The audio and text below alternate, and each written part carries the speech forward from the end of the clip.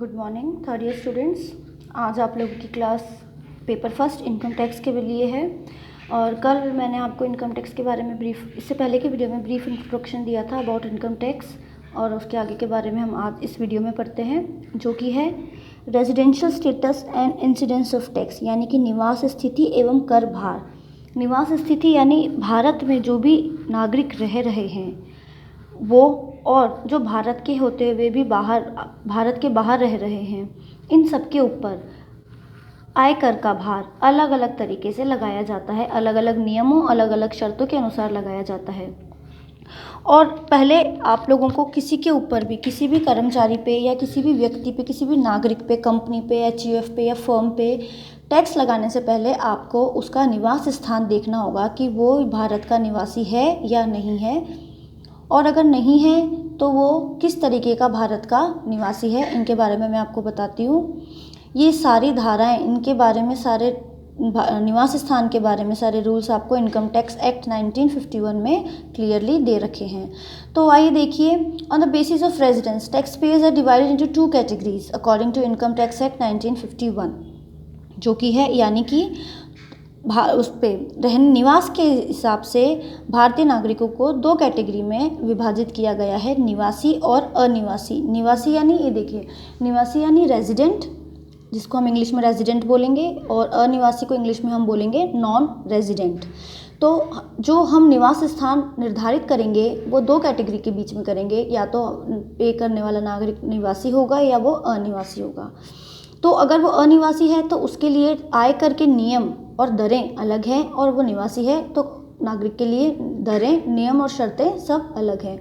और इसके आगे की हम बात करें तो निवासी नागरिकों को हमने, निवासी नागरिक या फिर आप एचयूएफ कह सकते हैं या फिर आप कंपनी या फर्म कह सकते हैं, उनको आगे और दो कैटेगरी में, फर्दर टू कैटेगरीज में उनको विभाजित किया गया है। ऑर्डिनरी रेजिडेंट यानी कि साधारण निवासी, और नॉट ऑर्डिनरीली रेजिडेंट यानी कि असाधारण निवासी। ठीक है, एक बार फिर से आपको क्लियर करती हूँ। निवास स्थान के हिसाब से नागरिकों की दो कैटेगरी होती है, निवासी, अनिवासी। निवासी की अगर हम बात कर रहे हैं तो इनको फर्दर दो और कैटेगरीज में डिवाइड किया गया है, साधारण निवासी और असाधारण निवासी। तो देखिए वो कौन सी कंडीशंस हैं जिनको कि अगर एक नागरिक या कंपनी या एचयूएफ फुलफिल कर दे तो वो भारत की नागरिक या निवासी कहलाती है। दो कंडीशंस यहाँ पे आपको दे रखी है, बेसिक यानी आधारभूत कंडीशंस। बेसिक कंडीशंस यानी ये वो आधारभूत कंडीशंस होंगी जो सभी को पूरी करनी होंगी भारत का निवासी कहलाने के लिए। और है एडिशनल, अतिरिक्त शर्तें, इनके बारे में मैं आपको बताती हूँ। देखिए, आधारभूत कंडीशंस क्या होती हैं। अगर कोई करदाता गत वर्ष यानी पिछला वर्ष जिसके लिए हम कर निर्धारण करेंगे, गत वर्ष में टोटल कुल मिलाकर 182 दिन, 182 दिवस अगर वो भारत में रहता है, एक ही स्थान पर या अलग अलग, लेकिन भारत में अगर वो रह रहा हो, एक ही स्थान पर रह रहा हो, तो वो आधारभूत शर्त पूरी करेगा और भारत का निवासी कहलाएगा। गत वर्ष से तुरंत पूर्व के 4 वर्षों में, एक कंडीशन मैंने आपको बता दी 182 डेज की, दूसरी कंडीशन है गत 4 वर्षों में पूरा कुल मिलाकर 365 दिन या इससे अधिक वो भारत में रहा हो, या फिर गत वर्ष में वह 60 दिन या इससे अधिक भारत में रहा हो, तो वो आधारभूत शर्त को पूरा करेगा। फिर से एक बार बताती हूँ, आधारभूत शर्तों में दो पॉइंट्स दे रखे हैं, या तो गत वर्ष में कुल मिलाकर 182 दिवस 182 दिन भारत में रह रहा हो लगातार, या फिर गत 4 वर्षों में कुल मिलाकर 365 दिन या इससे अधिक, अथवा गत वर्ष में 60 दिन या इससे अधिक भारत में रहा हो लगातार। तो ये आपकी आधारभूत शर्तें हैं। अतिरिक्त शर्त, एडिशनल कंडीशंस की हम बात करें तो उसके बारे में मैं बताती हूँ। अगर वह कोई भी करदाता गत वर्ष से तुरंत पूर्व के 10 वर्षों में कम से कम 2 वर्ष भारत में निवासी रहा हो, अथवा तुरंत पहले के वर्ष में 10 वर्षों में कम से कम 2 वर्षों में आधारभूत शर्तों को उसने पूरा किया हो, तो वो अतिरिक्त शर्त को पूरा कर रहा है। फिर से एक बार बताती हूँ, या तो कोई करदाता गत वर्ष के तुरंत पूर्व के 10 वर्ष, यानी कि जैसे अभी हमारा चल रहा है असेसमेंट ईयर 2021, हमारा गत वर्ष हो गया 19-20, तो 19-20 के पिछले 10 वर्षों में वह कम से कम भारत में कितना रहा हो, 2 वर्ष, या फिर गत वर्ष के तुरंत पहले के 10 वर्षों में कम से कम 2 वर्षों में आधारभूत शर्तों को पूरा किया हो। या तो कोई करदाता लगातार 10 वर्षों में से 2 वर्ष तक लगातार भारत में रह ले, या फिर गत वर्ष के पिछले 10 वर्षों में वो 2 वर्षों तक लगातार आधारभूत शर्तों को अगर पूरा कर लेता है तो वो अतिरिक्त शर्तें पूरी करता है। तो भारत में निवासी होने के लिए, रेजिडेंशियल स्टेटस लेने के लिए किसी भी व्यक्ति को, इंडिविजुअल को क्या करना है, आधारभूत शर्त पूरी करनी है और अतिरिक्त शर्तों की पूर्ति करनी है।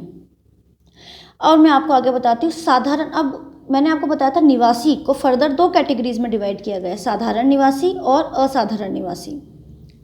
तो मैं साधारण निवासी की अगर बात करूं तो कोई व्यक्ति यानी इंडिविजुअल, कोई व्यक्ति अगर आधारभूत शर्तों में से 2 आधारभूत शर्तें हैं उनमें से किसी एक को भी पूरा कर देता है या दोनों शर्तों को पूरा करें तो वह साधारण निवासी कहलाएगा। आधारभूत शर्तें कौन सी? आई एम रिपीटिंग अगेन, जो गत वर्ष में 182 डेज भारत में रहा हो, या फिर पिछले तुरंत पूर्व के 4 वर्ष में वो कुल मिलाकर 365 दिन रहा हो या 60 दिन रहा हो, अधिक भारत में रहा हो लगातार। तो अगर कोई निवासी इन 2 या दोनों में से कोई एक आधार शर्तों को पूरी कर दे तो वह भारत का साधारण निवासी व्यक्ति कहलाता है। अभी हम बात करें इंडिविजुअल की, यानी हम रेजिडेंशियल स्टेटस किसका देख रहे हैं? व्यक्ति का, इंडिविजुअल का।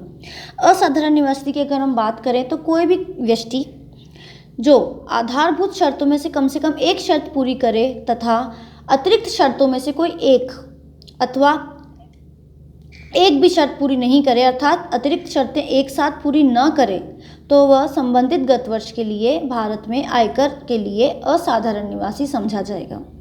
फिर से मैं आपको बताती हूँ, असाधारण निवासी व्यक्ति वो कहलाते हैं, वो होते हैं जो आधारभूत शर्तों में से कम एक शर्त तो पूरी करे और अतिरिक्त शर्तों में से कोई भी एक या फिर कोई नहीं, एक भी शर्त पूरी नहीं करे, अर्थात अतिरिक्त शर्तें एक साथ पूरी ना करें, तो वह भारत में आयकर के लिए असाधारण निवासी समझा जाएगा।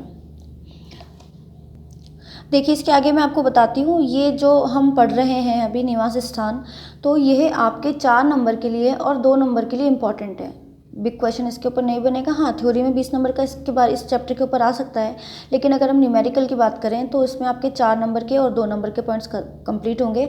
अगर 4 नंबर में आता है और आपसे निवास स्थान के बारे में जानकारी ली जाती है तो इस तरीके से टेबल बना के आप एक्सप्लेन करेंगे तो आपको पूरे मार्क्स मिलेंगे। थ्योरी होगी 4 नंबर की, लेकिन फिर भी अगर आप टेबल बना के, पॉइंट्स बना के कुछ चीज़ों को एक्सप्लेन करते हैं तो आपको पूरे मार्क्स मिलने की पूरी संभावना रहती है। तो देखिए इस तरीके से आप टेबल बना सकते हैं। पहली में कंडीशन आ गई कि वह कौन कौन सी कंडीशन पूरी कर रहा है। सेकंड कॉलम होगा आपका साधारण निवासी का, दूसरा असाधारण निवासी का और तीसरा अनिवासी का। अनिवासी कौन होंगे, आइए मैं आपको बताती हूँ। पहली है बेसिक कंडीशंस, आधारभूत शर्तें, जो कि मैंने आपको बता दी 182 डेज वाली। सेकंड है इसमें 365 दिन या 60 दिन गत वर्ष में लगातार भारत में रहने की। साधारण निवासी जो वो होता है जो दोनों आधारभूत शर्तों में से कम कोई एक शर्त पूरी करें, तो वो क्या कहलाएगा, साधारण निवासी। अगर हम असाधारण निवासी की बात करें तो असाधारण दोनों आधारभूत शर्तों में से कम कोई एक शर्त पूरी करें, ठीक है, तो वह असाधारण निवासी कहलाएगा। अनिवासी दोनों आधारभूत शर्तों में से कोई भी शर्त पूरी ना करें तो वह अनिवासी कहलाएगा। ये तो आधारभूत शर्तों की बात हुई, यानी कि साधारण निवासी और असाधारण निवासी दोनों को आधारभूत शर्तों में से दोनों में से कोई एक शर्त पूरी करनी है। अब हम अतिरिक्त शर्तों की बात करें तो अतिरिक्त शर्तें कौन सी मैंने आपको बताई थी, गत वर्ष के तुरंत पूर्व के 10 वर्षों में से कम 2 वर्ष भारत में निवास उसने किया हो। अब देखिए निवासी अगर है, साधारण निवासी तो यानी वो ऊपर की एक कंडीशन तो पूरी कर रहा है, साथ ही साथ अतिरिक्त शर्तों की भी दोनों शर्तें अगर वो पूरी कर रहा है तो वह साधारण निवासी कहलाएगा। असाधारण निवासी की बात करें तो आधारभूत शर्तों में से कोई एक और अतिरिक्त शर्तों में, दोनों अतिरिक्त शर्तों में से कोई एक अथवा एक भी शर्तें पूरी ना करे, यानी वो केवल आधारभूत शर्तें पूरी कर रहा है तो वह असाधारण कहलाएगा, या फिर जो अतिरिक्त शर्तें हैं इनमें से कोई एक या कोई भी नहीं पूरी करे तो भी वो असाधारण निवासी कहलाएगा। अब हम अनिवासी की बात करते हैं तो अगर आधारभूत शर्तों की बात करें तो आधारभूत शर्तों में 2 पॉइंट्स हैं, उन दोनों को ही अनिवासी, दोनों ही शर्तों को कोई नागरिक, कोई व्यक्ति पूरी नहीं करता है तो वो अनिवासी कहलाएगा। और इस स्थिति में अतिरिक्त शर्तें उपयुक्त वर्णित आधारभूत शर्तें पूरी न होने पर महत्वहीन होंगी। अगर अनिवासी का मतलब है कि अगर एक कोई व्यक्ति दोनों आधारभूत शर्तों में से ही कोई एक पूरी नहीं कर रहा है तो अतिरिक्त शर्तों का तो पूरा होना न होना कोई काम का, कोई मतलब का नहीं रह जाता। तो थोड़ा सा मैंने आपको ये बताया है यहाँ पे अतिरिक्त शर्तों के बारे में और आधारभूत शर्तों के बारे में। आप लोगों से क्वेश्चन इस तरीके से पूछे जा सकते हैं कि दो कंडीशंस बताइए, दो शर्तें बताइए जिससे साधारण निवासी कहलाता है कोई व्यक्ति, या असाधारण निवासी कहलाता है, या निवासी कहलाता है। या फिर आपको साधारण और असाधारण निवासी में के ऊपर 4 नंबर में पॉइंट्स लिखने के लिए बोल दिया जाएगा, या आप लोगों को पूरा डिटेल में दे दिया जाएगा कि भारत में व्यक्ति की निवास स्थिति का निर्धारण सारांश में दीजिए। ये क्वेश्चन भी आपके 4 नंबर में बन सकता है। तो इस तरीके से टेबल बना के आप उसको एक्सप्लेन करके आइए। तो ये हमने व्यक्ति के निवास स्थान के बारे में पढ़ा। अब हम इसके आगे कंपनी का निवास स्थिति का निर्धारण का सारांश पढ़ते हैं। जो टेबल हमने जिस तरीके से हमने व्यक्ति के लिए बनाई है उसी तरीके से एक टेबल आपकी कंपनी के लिए भी बनेगी। यहाँ पे हम कंपनी की जो निवास स्थिति है, कंपनी में क्या स्थिति है निवास की, उसके हिसाब से कंपनी के ऊपर कर लगाए जाते हैं। तो पहले आपको उस स्थिति के निर्धारण किस तरीके से करना है ये समझना पड़ेगा। और इसके ऊपर भी 2 नंबर या 4 नंबर में क्वेश्चन आता है एग्जाम में, तो आपको इसी तरीके से टेबल बना के उसको सॉल्व करके आना है। ये देखिए 3 कॉलम बना है यहाँ पे। एक तो प्रभावी प्रबंध की स्थिति, फिर निवास स्थान। एक भारतीय कंपनी अर्थात वह कंपनी जिसका समामेलन भारत में हुआ हो, वह कंपनी जो भारतीय कंपनी नहीं है, इसकी स्थिति के बारे में हम पढ़ेंगे। तो देखिए पहला पॉइंट देखिए, वह कंपनी जिसका प्रबंध पूर्णतः भारत में ही स्थित हो, यानी ऐसी कंपनी जो भारत में ही स्थित हो और उसका सारा मैनेजमेंट भी भारत में ही देखा जाता हो, तो वो क्या कहलाएगी, निवासी। अगर उसका समामेलन भारत में ही हुआ हो और वह कंपनी जो एक भारतीय कंपनी नहीं है वो भी निवासी कहलाएगी अगर वो भारत में ही स्थित हो और भारत में ही उसका पूरा मैनेजमेंट देखा जाता हो, तो भी वो भारतीय कंपनी कहलाएगी, चाहे वो भारतीय कंपनी हो या ना हो। सेकंड पॉइंट है आपका, वह कंपनी जिसका प्रबंध पूर्णतः भारत से बाहर स्थित हो। ऐसी कोई कंपनी है जिसका प्रबंध पूर्णतः भारत से बाहर स्थित हो। तो अगर वो ऐसी कंपनी है जिसका समामेलन भारत में ही हुआ है तो वो निवासी कहलाएगा। अगर वो भारतीय कंपनी नहीं है तो वह अनिवासी कंपनी कहलाएगी। यानी कि कोई ऐसी कंपनी जो कि भारतीय नहीं है और उसका संबंध और उसका जो प्रबंध है वो भी भारत से बाहर होता हो तो वो पूर्णतया अनिवासी कहलाएगी। लेकिन समामेलन अगर भारत में हुआ हो तो इस कंडीशन में वो निवासी कंपनी कहला सकती है। थर्ड पॉइंट देखते हैं, वह कंपनी जिसका प्रभावी प्रबंध आंशिक रूप से भारत में तथा आंशिक रूप से भारत से बाहर स्थित हो। यानी ऐसी कंपनी जिसका जो मैनेजमेंट है वो पार्टली मीन्स आंशिक, आधा भारत में और आधा भारत से बाहर संचालित होता हो, तो समामेलन इस फर्स्ट पॉइंट के केस में वो निवासी कहलाएगी और दूसरे केस में वो अनिवासी कहलाएगी। यानी कि ऐसी कोई भारतीय कंपनी है जिसका समामेलन भारत में ही हुआ हो लेकिन उसका प्रबंध आंशिक तौर पर भारत में और आंशिक तौर पर भारत से बाहर देखा जाता हो तो वो निवासी कहलाएगी। लेकिन अगर कोई ऐसी कंपनी जो भारतीय नहीं है और उसका आधा काम भारत में देखा जाता है प्रभावी प्रबंध और आधा भारत से बाहर हो तो वो अनिवासी कहलाएगी। तो ये यहाँ पे मैंने कंपनी की निवास स्थिति के बारे में आपको क्लियर किया है। आइए आगे देखते हैं, निवास स्थिति के आधार पर कुल आय का क्षेत्र। यानी पहले तो हम निवास स्थिति निर्धारित करेंगे किसी जिसके लिए भी हम जो भी करदाता होगा उसके हिसाब से हम कुल आय का क्षेत्र निर्धारित करेंगे। कुल आय का क्षेत्र यानी कौन से कहाँ से इनकम होती है तो वो भारत की कहलाएगी। तो देखिए ये टेबल है, इस टेबल में क्लियर करा हुआ है भारत में प्राप्त आय या प्राप्त हुई समझी जाने वाली आय, चाहे वो भारत में उपार्जित हुई हो अथवा बाहर के बाहर, तो साधारण निवासी के लिए कर योग्य होगी, असाधारण के लिए भी और अनिवासी के लिए भी। यानी ऐसी कोई आय जो भारत में ही हुई हो, भारत से ही प्राप्त हुई हो, ऐसा समझा जाता हो कि वो भारत में ही उपार्जित हुई है, तो वह सभी तरीके के निवासियों के लिए कर योग्य होगी, चाहे वो साधारण हो, असाधारण हो या अनिवासी हो, क्योंकि वो भारत में ही पैदा हुई है और भारत में ही कमाई गई उपार्जित है। सेकंड पॉइंट कहता है भारत में उपार्जित अथवा उदय हुई आय या उपार्जित अथवा उदय हुई समझी जाने वाली आय चाहे भारत में प्राप्त हुई हो अथवा भारत के बाहर प्राप्त हुई हो। यानी आय तो भारत के अंदर ही उपार्जित हुई हो, उसका जो स्रोत है वो भी भारत ही रहा हो। समझी जाने वाली आय चाहे भारत में प्राप्त हुई अथवा बाहर के बाहर प्राप्त हुई हो, चाहे करदाता को ये आय भारत की सीमाओं के अंदर प्राप्त हुई हो या भारत की सीमाओं के बाहर प्राप्त हुई हो, लेकिन उस आय का जो उपार्जन है, जो उदय है, वो भारत में ही हुआ हो, तो भी ये तीनों तरीके के निवासियों के लिए कर योग्य समझी जाएगी, चाहे वो साधारण हो, असाधारण हो या अनिवासी हो। आइए थर्ड पॉइंट देखते हैं। भारत के बाहर उपार्जित तथा प्राप्त हुई ऐसी आय जो भारत में नियंत्रित व्यापार से अथवा भारत में स्थापित पेशे से हो। यानी कि ऐसी आय जो जिसका उपार्जन तो भारत से बाहर हो रहा हो, लेकिन उस व्यापार का पूरा नियंत्रण भारत में ही स्थापित हो, तो साधारण निवासी के लिए ये तो कर योग्य होगी, असाधारण के लिए भी कर योग्य होगी, लेकिन अनिवासी के लिए कर योग्य नहीं होगी। अनिवासी कौन होते हैं? जो कि आधारभूत शर्तों की किसी भी एक शर्त को पूरा नहीं करते, यानी कि जो भारत में लगातार 142 दिनों तक नहीं रह पाते। नेक्स्ट देखिए फोर्थ पॉइंट। भारत के बाहर उपार्जित तथा प्राप्त हुई ऐसी आय जो भारत के बाहर नियंत्रित व्यापार से अथवा भारत के बाहर स्थापित पेशे से हो।